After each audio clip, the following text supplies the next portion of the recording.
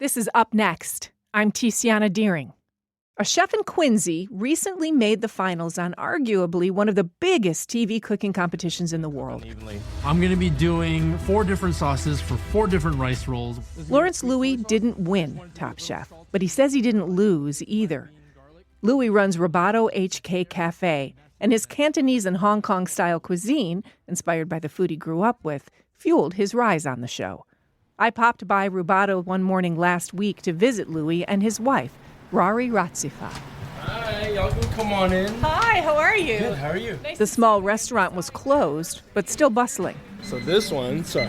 No, I'm assuming this is life in a kitchen. Yeah, welcome to the kitchen is as timers go off and on. Louie was gone for 2 months while filming Top Chef in the Carolinas. His son Ivo was just 18 months old when he left. His wife Rari stayed with the baby while Louie worried about what he'd miss.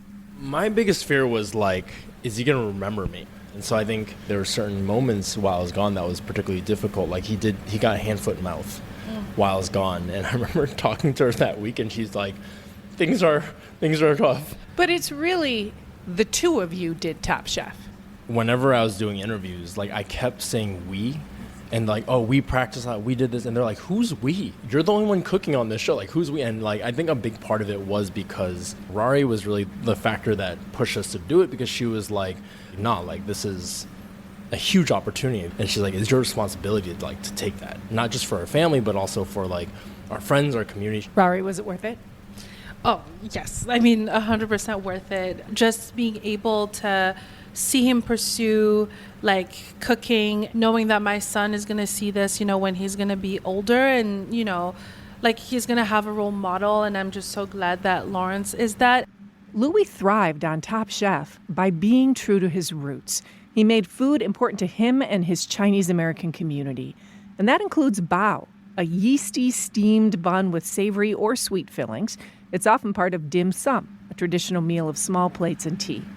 Our kind of Chinese hub was always Chinatown. And so that was always the place every Sunday, and reluctantly as a child for we don't understand that now as adults, because you're like, why would you not want to go to dim sum, right? But as a child, you're like, I don't want to go. I want to watch cartoons. I want to do this. I want to do this. But it became these kind of core memories with my grandparents, with my aunts and uncles, and my cousins. And that's really where community for me was founded in. Louie and his staff make dozens of bao each morning using a giant mixer that belonged to his mother, Joyce Chan. She used to have a Cantonese bakery called Contempo in this space before Louie took over with Rubato. But Joyce Chan wasn't a baker. She was a teacher and a musician. She bought the space because her rock band, also Contempo, needed a basement for practice. They still practice in that basement today. She put it together, she made it happen, and then she handed it over to me. And I think being able to keep some of those pieces of her legacy and what she came out of it's really cool. Now back to that delicious bao. Louie offers to teach me how to make them. Next thing I know, we're scooping Louie's signature pork filling into flattened balls of dough, and then he explains how to seal them. What we're going to be doing is almost pushing this filling down while we pleat.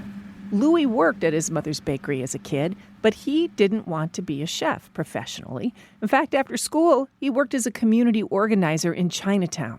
That's where he fell in love with food and the power it has to help unite a community.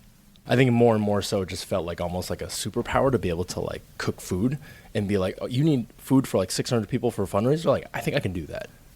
Honing that skill and getting better and better and better at it, it just felt right.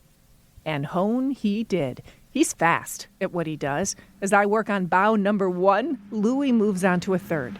Okay, I would like to point out that I'm about a quarter of the way around mine, and Laurence is sealing off the one he started after I started this. Contempo became Rubato when Louie's mom retired. Rubato is a musical term that means a change of tempo. It describes what Louie wants to do with his menu, meld tradition and his unique take on the classics. In the kitchen, I pinch what I think is my last pleat. Okay, so here's my dumpy bao. It's beautiful. Is it well enough sealed on the bottom? I would do a couple more pinches. So if you see here, there's a lot of pinches. Louie has some finished samples for me to try. The dough, light and sweet, And the roasted pork filling is, without exaggeration, stunning. He caramelizes the onions, which is a twist on a traditional bao. So much of why I think cooking has spoke to me is because that's a language in itself, to be able to express caring, love, support, my own identity, and all these things captured into like a bao, because that's really honestly what all this is about. It's not about technique. To me, it's about the impact. And really, when you put it out there in the world, like, how does it affect other people? And what are you saying about who you are in this bao or in this dish? And to me, that's the most important part of it all. Maybe as a younger chef, I used to stay up and think about, 50 ways to prepare a carrot. But now I think it's more about what is the best way that we can, capture this moment that I'm remembering from my childhood, so that people with shared experiences can also live that with me and see what we're doing here. And, I think that's the mark I want to leave on the world. Laurence Louie, thank you so much. Thank you so much. Appreciate it.